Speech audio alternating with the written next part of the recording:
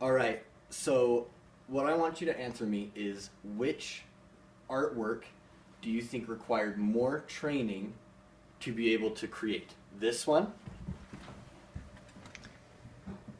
or this one? I would say number 2. Number 2 requires more training. Okay. Which painting do you think is worth more money? This one or this one? They're the same paintings for the camera, in the same order.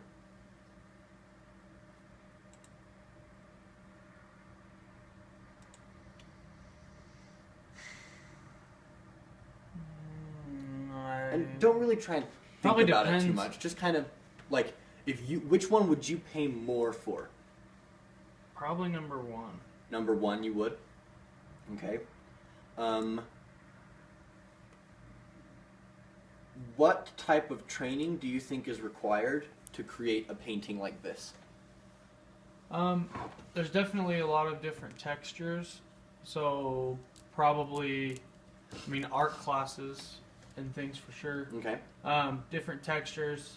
You can tell that they wanted to do that. It wasn't just Okay.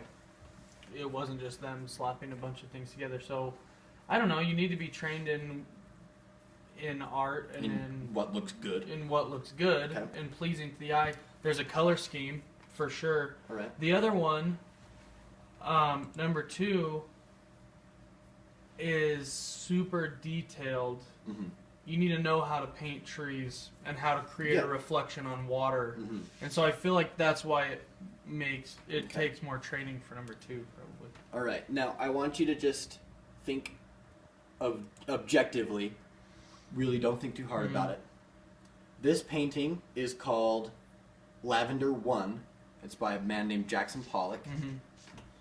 If you had to guess, and I'm not trying to like blow this out of proportion or whatever, how much do you think this painting was purchased for? It's privately owned, not a museum. How much do you think it was sold for?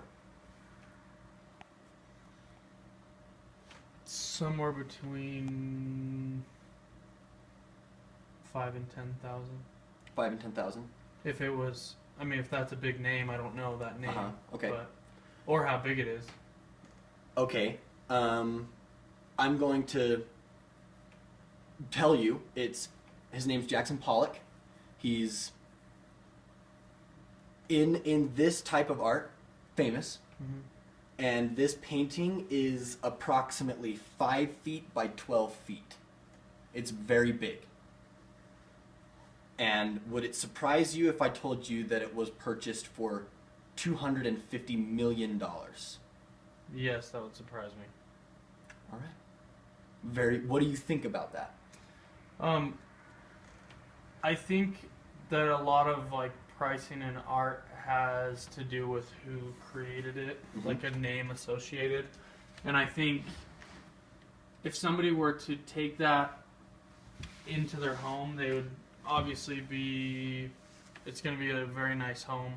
So I just am thinking of context where this is going and why you would pay that much for it. So it's going to fit into a really nice home, probably on a big wall with other art that they are collecting. So that's surprising though, 250 million. Yeah, and I'll tell you something else. It's number 4 on the most expensive paintings ever list. The most expensive painting was a Paul Gauguin, and it was sold for, I think it's $380 million. Wow. So yeah. All right, that should be good.